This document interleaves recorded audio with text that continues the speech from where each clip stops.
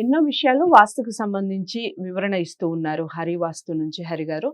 ఈరోజు చాలా విషయాలు మరి మాట్లాడుతూ ఉన్నాం, ప్రతిరోజు మాట్లాడుకుంటూ ఉన్నాం, చాలా అవగాహన కలుగుతూ ఉంది. అయితే చాలా వరకు కొన్ని కొన్ని కామెంట్స్ ఎలా వస్తున్నాయంటే, మీరు చెప్పిన దానికి ఇక్కడ ఆపోజిట్గా కనపడుతుంది, ఇలాంటివి చాలా కామెంట్స్ వస్తున్నాయి. అలాంటి ఒక కామెంట్లో నుంచి ఒక క్వశ్చన్ తీసుకొని ఇప్పుడు హరి గారిని అడగడం జరుగుతుంది. వీడియోని స్కిప్ చేయకుండా చూడండి. నమస్కారం హరి గారు. మనం గతంలో ఒక వీడియో చేసాం హరి గారు. లైక్ ఇప్పుడు ఇంటికన్నా రోడ్డు ఎత్తు ఉంటుంది, మరి ఇల్లేమో పల్లంలో ఉండకూడదు, అంటే కింద ఉండకూడదు అంటారు. అంటే దానికి మీరు చక్కటి పరిష్కారం చెప్పారు. మనం నడిచే దారి హ్యాపీగా కింద ఉండొచ్చు, దానికన్నా హైట్లో ఇల్లుంటే సరిపోతుంది అని క్లారిటీ ఇచ్చారు. సో మరో క్వశ్చన్ ఏమిటి అంటే, ఇంటికన్నా దక్షిణం వైపు ఎత్తే ఉండాలి, మనం అసలు ఏ తూర్పు కానీ పడమర కానీ దక్షిణం మాత్రం ఎత్తు ఉండాలి అని కోరుకునే వాళ్ళు, దక్షిణం ఎత్తే ఉండాలి అని వాదించే వాళ్ళు ఉన్నారు. దీనికి మీరు ఏం పరిష్కారం చెప్తారో, అది నిజమే అంటారా? అయితే మన ఇంటికంటే ఎత్తు ఎటు కూడా ఉండకూడదు. Okay, first condition. ఇందులో 2-3 రకాలుగా చెప్తాను. మనకి ఇమ్మీడియట్లీ కనుక ఇంటికంటే దక్షిణ భాగంలో కానీ, ఆగ్నేయ భాగం కానీ, నైరుతి భాగం కానీ, పడమర కానీ ఇమ్మీడియట్ ఎలాంటి కొండల ప్రాంతాలు కానీ, ఎలాంటి ఎత్తు ప్రాంతాలు కానీ ఉండకూడదు. కనీసం 60 అడుగుల డిస్టెన్స్ ఉంటే ప్రాబ్లం లేదు. ఇది శాస్త్ర ప్రమాణం. ఇది 60 అడుగులు దాటిన తర్వాత ఎత్తుంటే ఇష్యూస్ లేవు. ఒక ఎగ్జాంపుల్, మీ ఇల్లు దక్షిణ ఫేసింగ్, కొన్ని తూర్పు ఫేసింగ్, ఉత్తరము, పడమర ఏదో ఒకటి అనుకోండి. దీని అపోజిట్ లో ఇన్ని రోజులు జనరల్ రోడ్ ఉంది. ఆటోమేటిక్ మీకు ఏమైందంటే ఒక ఓపెనింగ్ వచ్చేసింది. జనరల్ గా ఓపెన్ ఉంది. ఇప్పుడు ఫ్లైఓవర్ వేసారు, దాని కింద ఓపెనింగ్ ఉంటే ప్రాబ్లం లేదు. బ్లాక్ చేశారనుకోండి, దాని ఇంపాక్ట్ ఖచ్చితంగా ఉంటుంది. ఒకటో కండిషన్. అది ఏ ఫేసింగ్ అయినా కానివ్వండి. కానీ 60 అడుగుల దూరం తర్వాత ఉంటే అంత ప్రభావం చూపించదు. కానీ ఆ ఫ్లైఓవర్ కి మళ్ళీ ఇంటికి ఖచ్చితంగా 60 అడుగులు వచ్చేస్తుంది. ఎందుకు అంటే ఈ మధ్యలో మళ్ళీ రోడ్ వేస్తారు కదా, ఫ్లైఓవర్ పక్కన మళ్ళీ ఒక సబ్ రోడ్ ఉంటుంది, మళ్ళీ ఖాళీ స్పేస్ ఉంటుంది, మళ్ళీ ఇల్లు ఉంటుంది, డిస్టెన్స్ ఎక్కువ ఉంటుంది కాబట్టి అంత ఇబ్బంది లేదు.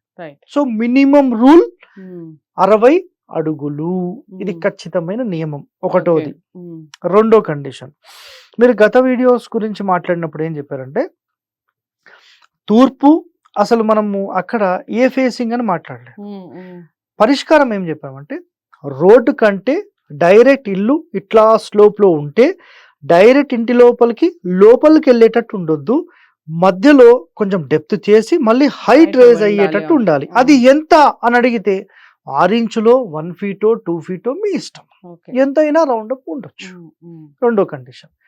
ఇప్పుడు మూడో కండిషన్ లో మీరు ఏం చెప్పారంటే, ఇంటి కంటే దక్షిణంలో పడమరలో ఎత్తు ఉండొచ్చా అంటే 100% ఉండొద్దు, కానీ 100% ఉండాలి. అది ఎట్లా చెప్తాను నేను. మన ఇంటి కంటే మన ఇంటి స్థలంలోని చుట్టూ కూడా, అంటే ఏదైతే మనం పైశాచ స్థానం అని మాట్లాడతామో, సెట్ బ్యాక్ అని మాట్లాడతామో, మన ఇంటి కంటే డౌనే ఉండాలి. ఆ డౌన్ లో దక్షిణం, నైరుతి, పడమర ఎత్తు ఉండాలి. పాయింట్ అర్థమైందా? మళ్ళీ చెప్తాను వినండి. మన ఇల్లు అనేది స్థలంలో ఎత్తులోనే ఉండాలి. ఆ స్థలంలో ఎత్తు పల్లాలు ఉంటాయి కదా, ఆ ఎత్తు పల్లాల్లో దక్షిణం ఎత్తు, ఉత్తరం, తూర్పు, ఈశాన్యం డౌన్ ఉండాలి. ఆగ్నేయం నుంచి వాయువ్యం వరకు ఎత్తుండి, ఈశాన్యం నుంచి ఆగ్నేయం ఇటు వాయువ్యం వరకు డౌన్ ఉండాలి. అంటే ఇక్కడ ఏమవుతుంది, మళ్ళీ ఇల్లు మాత్రం ఎత్తులోనే ఉండాలి.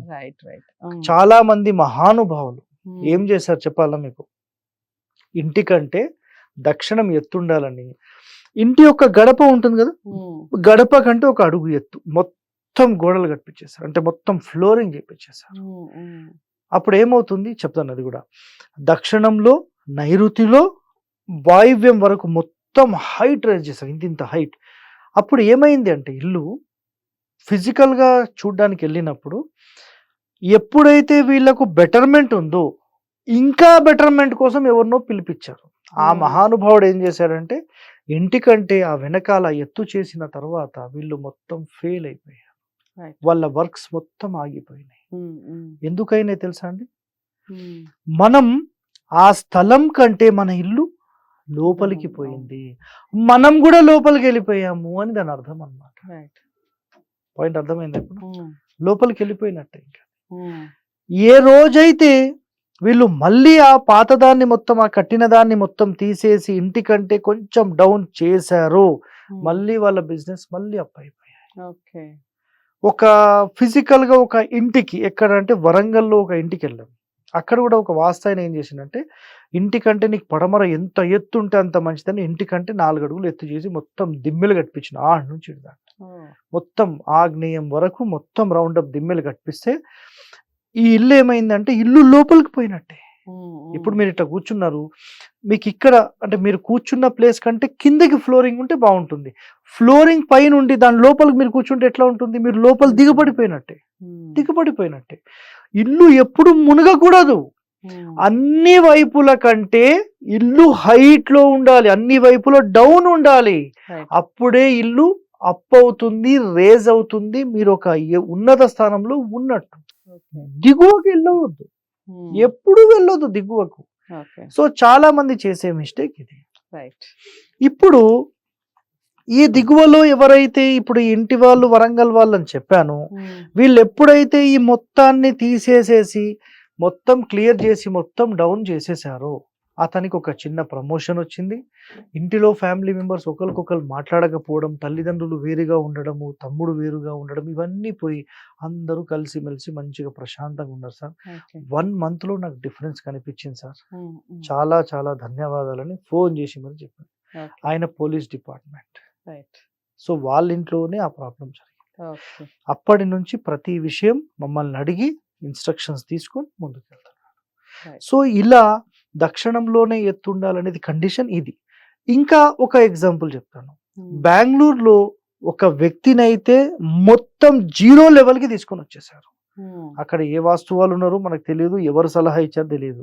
హ్మ్. ఆయనకేం చేశారంటే రోడ్డు కంటే అంటే దక్షిణం రోడ్ కంటే ఇల్లు ఎత్తు కట్టుకుంటా అని ప్లాన్ చేసేసుకున్నాడు ఆయన.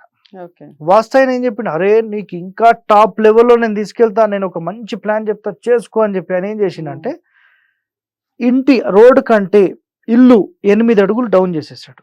కింద ఒక పోర్షన్, పైన ఒక పోర్షన్. "నువ్వు ఓకే. కింద ఉండు.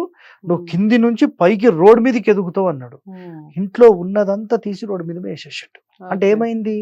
మొత్తం అప్పుల పాలైపోయాడు. ఓకే. ఆ టైంకి ఆ ఇల్లు కట్టే టైంకి 4,00,00,000 ప్రాపర్టీస్ ఆయన దగ్గర ఉంటే, హ్మ్. ఆ ఇల్లు కట్టిన 3 సంవత్సరాల్లో ఆయన ప్రాపర్టీస్ అన్నీ పోయి, ఆ ఒక్క ఇల్లు మిగిలింది. అది కూడా అమ్మకానికి పెట్టాడు. అయ్యో! అదే ఆయన హ్మ్. పరిస్థితి. ఎట్టి పరిస్థితుల్లో కూడా ఇప్పుడు ఇందాక నేను చెప్పాను. ఇంటి నుంచి డౌన్ రావాలి. ఇంటి లోపలికి రేజ్‌లోకెళ్ళాలి. హ్మ్. ఏ రోజైతే, ఏ క్షణమైతే ఆయన ఇంటి లోపల నుంచి అప్పు బయటికి వెళ్ళాడో, హ్మ్. ఇంటి లోపల నుంచి అంతా తీసి బయటకేసేసాడు. అంటే ఏంది? ఓకే. సంపాదన మొత్తం పోయినట్టే. పోయింది. రైట్. సో, ఎవరో చెప్పిన విషయాలు విని, వాళ్ళు పరేషాన్ అయ్యి, ఇబ్బందులు పడి ఇలాంటివి చేయకండి. ఒక సరైన వాస్తు నిపుణుడిని పిలిపించి, సరైన నిర్ణయం తీసుకొని తీసుకోవాలి. ముందుకెళ్ళాలి. రైట్. వచ్చిన వ్యక్తి మంచి చేయకున్నా పర్లేదు. చెడు మాత్రం చేయకూడదు. చేయకూడదు. నా సిద్ధాంతం ఇది. రైట్. నేను ఒక ఇంటికి వెళ్తే, హ్మ్. నేను చెప్పిన దాని వల్ల వాళ్ళకి 10 పైసలు మేలు జరిగినా చాలురా బాబు. హ్మ్. నష్టం జరగకుండా ఉండాలని ఎంతో కండిషన్‌లో ఆలోచన చేసి నేను చెప్తాను పాయింట్స్. ఓకే. ఇది చాలా ఇంపార్టెంట్ అండి. సో, చాలా అంటే చాలా చక్కగా చెప్పారు. సింపుల్‌గా చెప్పాలి అంటే ఇల్లు మాత్రం కిందికి ఉండకూడదు. మనం మెట్లు ఎక్కి ఇంట్లోకి డైరెక్ట్‌గా వెళ్ళిపోవాలి. అది ఫస్ట్ పాయింట్. సెకండ్ పాయింట్ వచ్చేసి మనకి ఇంట్లు అన్ని దిక్కుల్లో దక్షిణం ఎక్కువ ఉండాలి. అలా అని ఇంటికి సంబంధించి ఇల్లు హైట్‌లో ఉండాలి. మీకు అర్థమైందనే అనుకుంటున్నాను. దక్షిణం హైట్‌లో ఉండాలంటే మళ్ళీ దక్షిణం హైట్‌లో ఉండాలి అని కాదు దాని అర్థం. ఇంటికి సంబంధించి మాత్రమే అది వర్తిస్తుంది. ఇక మీకు ఇంకా ఏమైనా డౌట్స్ ఉన్నా వాస్తుకు సంబంధించిన వివరాలు ఇంకా కావాలి అనుకున్నా, మేము ఇల్లు కట్టుకుంటున్నాం లేదా మేము ఇంట్లో చేంజెస్ చేసుకోవాలనుకుంటున్నాం అంటే మీరు సంప్రదించాల్సిన నెంబర్ స్క్రీన్ మీద ఉంటుంది. హరిగారు ఖచ్చితంగా మీకు అపాయింట్మెంట్ ఇస్తారు. కలవచ్చు, మాట్లాడొచ్చు. మీరు ఆ చిన్న చిన్న చేంజెస్ చేసుకోవడం వల్ల హ్యాపీయెస్ట్ లైఫ్ మీకు అనేది లభిస్తుంది. సో అందరూ కూడా ఈ వీడియోని లైక్ చేయాలనుకుంటున్నాను. మాక్సిమం అందరికీ షేర్ చేయాలని కూడా కోరుకుంటున్నాను. ఛానల్ని సబ్స్క్రైబ్ చేసుకోవడం మర్చిపోవద్దు. మరో మంచి వీడియోతో మళ్ళీ మీ ముందుకు వస్తాను. నమస్తే.